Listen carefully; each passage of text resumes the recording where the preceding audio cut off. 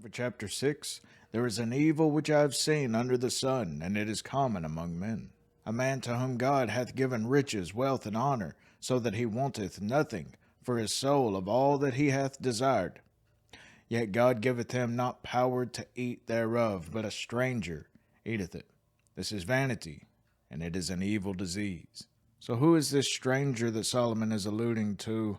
A stranger, Gil commented, one that is not akin to him, and perhaps was never known by him, and yet, by one means or another, either in a lawful or unlawful way, comes into the possession of all he has. So once again, the verse is talking about a very wealthy man in whom God has not given the power to eat or to enjoy such riches. Now, this could be through a disability. Some kind of accident renders the man incapable of being aware of his settings or something, or another man figures out a way in which to go through the courts and to take all of his possessions through whatever means. If a man beget 100 children and live many years, so that the days of his years be many, and his soul be not filled with good, and also that he have no burial, pay attention to that he have no burial, I say that an untimely birth is better than he.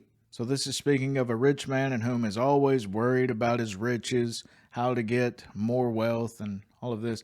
But it also says that he dies with no burial. And this would have made much more sense in the ancient days with Solomon to have not had a proper burial. And if after his death he have either none or a mean and dishonorable burial, because his sordid and covetous conduct, his poor reputation, made him hateful and contemptible to all persons. So that's what that signifies, is that everyone hated him. No one wished to bury him. For he cometh in with vanity, and departeth in darkness, speaking of a stillborn child, cometh in with vanity, and departeth in darkness, and his name shall be covered with darkness, meaning that they're just born and then they die. Moreover, he hath not seen the sun, nor known anything. This hath more rest than the other. Yea, though he live 1,000 years, twice told, yet hath he seen no good. Do not all go to one place? So Solomon is talking about a person in whom lives through life seeing no good, or he hath enjoyed little or no comfort in it, and therefore long life is rather a curse and mischief than a blessing or advantage to him. Do remember how Jesus said, and I think he was being very literal whenever he said this about Judas Iscariot, better if that man in whom betrayed the Son, better if he had never been born. Verse 7, all the labor of man is for his mouth, and yet the appetite is not filled. For what hath the wise more than the fool? What hath the poor that knoweth to walk before the living? Now verse 7 is talking about that of self-preservation. All of our labor is just to try to keep ourselves alive, and then the bonus is living with enjoyment. Then in verse 8, we read about the poor that knoweth to walk before the living. That means to walk humbly or uprightly, because they know that worldly riches aren't serving them, so their focus isn't on riches because they haven't got any. Therefore, this is talking about the upright poor. Better is the sight of the eyes than the wondering of the desire. This is also vanity and vexation of spirit. Now what Solomon is saying right here, it's quite profound. Better is the sight of the eyes, meaning enjoy those things that you see. Do you see all that you have? Enjoy them, rather than wondering of the desire, meaning rather than continually overlooking those things that you already have, that God has blessed you with, and looking at your neighbor's car or their house or their wife or whatever. Stop looking at everything else, going by your own desire, and rather see what's in front of you and be thankful. Verse 10, now pay very careful consideration to the words right here. That which hath been is named already, and it is known that it is man. Now, I do believe that this is a note on predestination, but what does Paul the Apostle speak about of predestination? Just as in chapter 8, what he wrote to the Romans, for whom God did foreknow, he also did predestinate to be conformed to the image of his Son, that he might be the firstborn among many brethren. So God, in whom knows the end from the very beginning of all things, he already knows everything that's going to happen always, throughout all eternity. He already knows everything. That's really a wild thought, but quite scary as well. But Paul goes on, moreover, whom God did predestinate, them he also called, and whom he called, them he also justified, and whom he justified, them he also glorified. So it's a step process, as you see. A lot of people want to start out with just predestinate and say, nope, God makes everything the way that he wants it and everything. God first foreknows everything. He knows what's going to happen. He knows what you and I are going to think. And on this, I really take the Molinist position.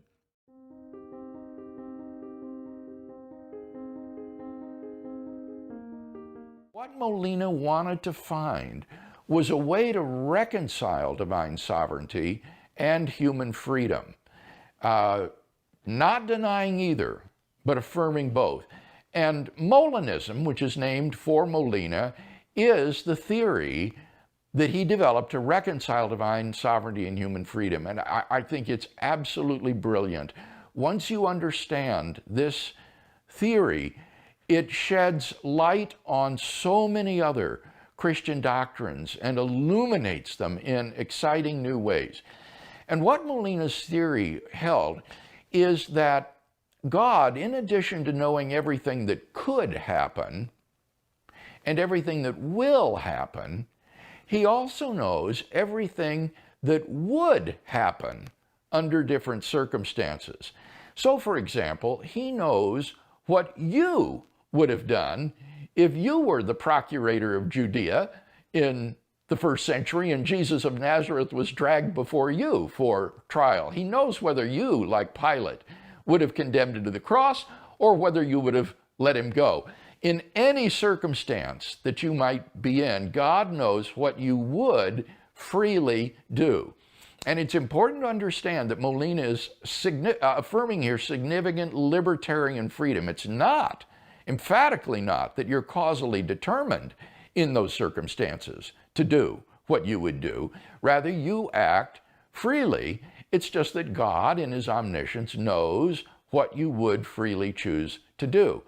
And so, by creating certain persons in certain circumstances, God can orchestrate and providentially direct the course of human history through the free actions and decisions of human beings. He is completely in control in the sense that it's up to him what circumstances exist and who exists in them, but he doesn't treat people like puppets by making them do what they do in those circumstances. He allows them to freely choose. He takes hands off, so to speak, and says, you make the choice what you want to do in these circumstances, but God knows what they would do. And thus he can direct the course of human history to his ends without obliterating human freedom.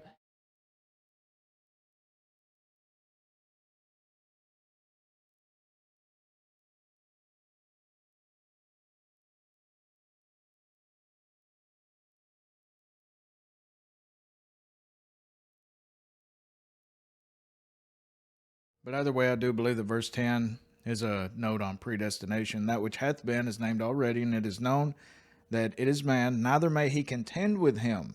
Neither may man contend with God that is mightier than he. Seeing there be many things that increase vanity, what is man the better?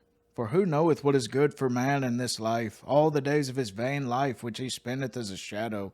For who can tell a man what shall be after him under the sun?